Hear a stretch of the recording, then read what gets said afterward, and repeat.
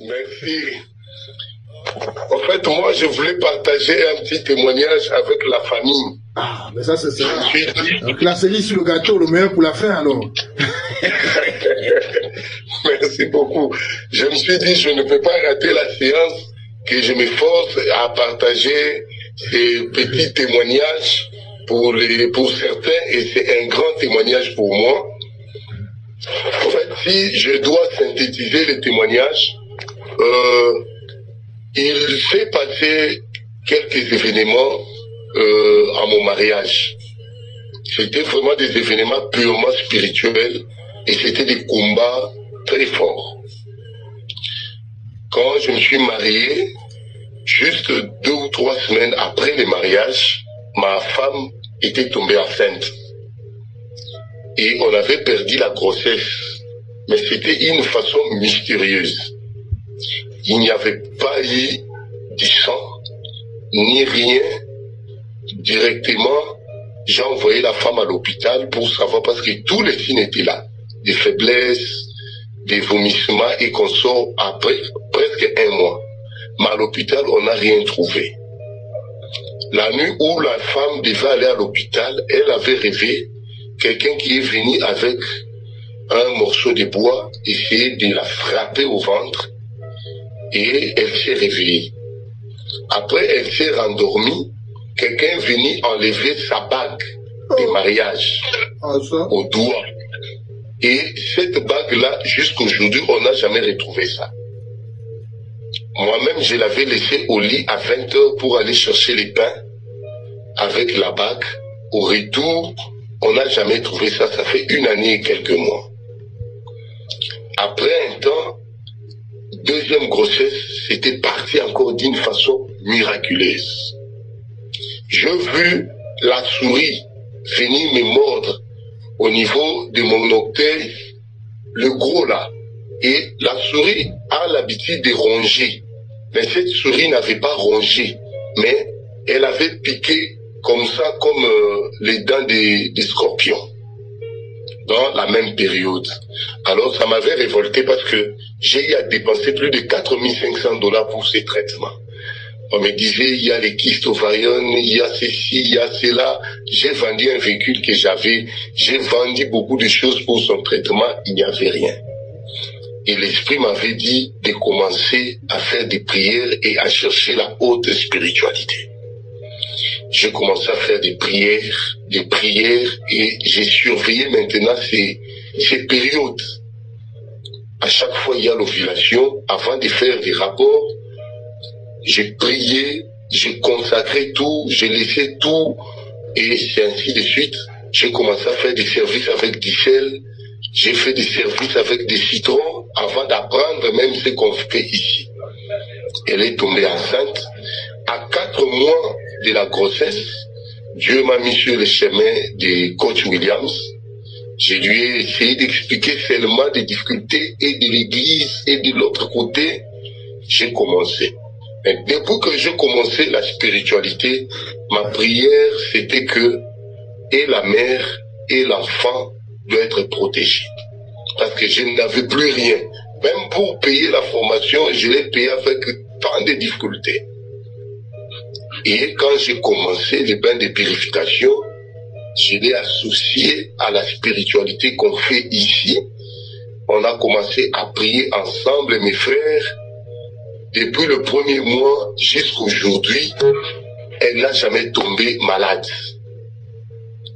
Tout au long de la grossesse, quand je prie, j'entre dans la chambre, j'allume la sang, elle dort là-bas, je dis récite de prière que je fais et tu seras toi aussi protégé et mon enfant. Et ils étaient protégés les deux. Alors le samedi passé, Dieu a aidé. Elle n'avait pas de douleur d'enfantement. Elle n'avait rien, on devait aller juste pour le contrôle, le dernier contrôle du 9e mois. Le matin, l'esprit m'a dit, comme c'est le samedi, nous devons faire les bains de purification. J'ai payé les histoires, j'ai fait ces bains à 5 heures, j'ai dit à madame, je dois te faire ces bains comme tu as pris la force de te laver. On a fait ces bains à 2, on a fait les congélations. Je lui ai dit, fais ceci, position des cerises, prions. Tout ça, on a fait ces congélations. Nous sommes partis à l'hôpital à 8 heures. Arrivé à 13 heures, on nous a reçus. On a dit non, vous devez rentrer parce qu'elle n'a pas de douleur. Mais un autre venu, elle a dit non, moi l'esprit m'a dit qu'elle doit accoucher aujourd'hui. Moi j'ai dit bon, moi je ne sais pas, moi je suis là pour elle. Nous sommes restés de 13 heures, arrivé à 16 heures, c'était déjà dans les bons. À 17 heures, elle a accouché. Le médecin me dit, elle a accouché sans douleur, sans déchirure, sans blessure, sans quoi. On l'a dit, tu as mal, oui. Pousse, quand elle a fait seulement, pour la première fois, l'enfant est sorti. La CETA sorti, tout est sorti dans les calmes, et les médecins étaient étonnés, les sages-femmes, étonnés. Et moi qui parlais là-bas dehors avec les autres, oui. Je les animais là. On m'appelle, non, viens prendre ton bébé est venu. J'ai dit, les bébés, oui. Un garçon, oui. Je l'ai pris, wow. Je l'ai dédié, j'ai appelé les anges, j'ai regardé directement son ange, je l'ai appelé, je l'ai activé. Aïe. Et quand j'ai appelé l'enfant, Gadiel, l'enfant qui venait de sortir, il y avait 5 minutes, il a ouvert les yeux, il a commencé à bouger pour chercher ma voix.